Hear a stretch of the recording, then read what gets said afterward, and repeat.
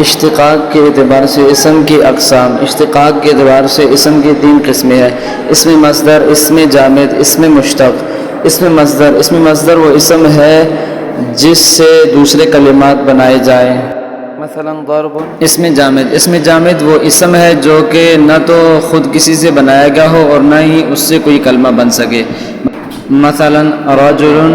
اسم مشتق وہ اسم ہے جس کو مصدر سے بنایا گیا ہو، مثلا ضارب۔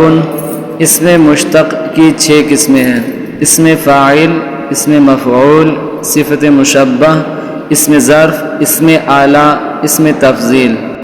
مصدر سے 12 چیزیں مشتق ہوتی ہیں جنہیں صرفیوں کی اصطلاح میں 2 اقسام کہا جاتا ہے: فعل ماضی، فعل مضارع، فعل جہد، فعل نفی تاکید بلند ناصبہ، فعل امر، فعل نہی، اسم فاعل، اسم مفعول، اسم مکان، اسم زمان، اسم آلہ، اسم تفضیل۔ فعل ماضی وہ فعل ہے جو گزشتہ زمانے سے تعلق رکھے۔ فعل مضارع وہ فعل ہے جو موجودہ اور آئندہ زمانے سے تعلق رکھے۔ فعل جحد وہ فعل ہے جو انکار ماضی پر دلالت کرے۔ فعل نفی تاکید بلند ناصبہ وہ فعل ہے جو انکار مستقبل پر دلالت کرے۔ فعل امر وہ فعل ہے جو طلب کام پر دلالت کرے۔ فعل نہی وہ فعل ہے جس سے مخاطب ہو کسی کام سے روکا جائے۔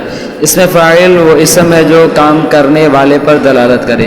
اسم مفعول وہ اسم ہے جس پر فاعل کا فعل واقع ہو۔ اسم مکان وہ اسم ہے جو کام کے واقع ہونے کی جگہ پر دلالت کرے۔ اسم زمان وہ اسم ہے جو کام کے واقع ہونے کے وقت پر دلالت کرے۔ اسم آلہ وہ اسم ہے جس کے ذریعے فاعل کا فعل واقع ہو۔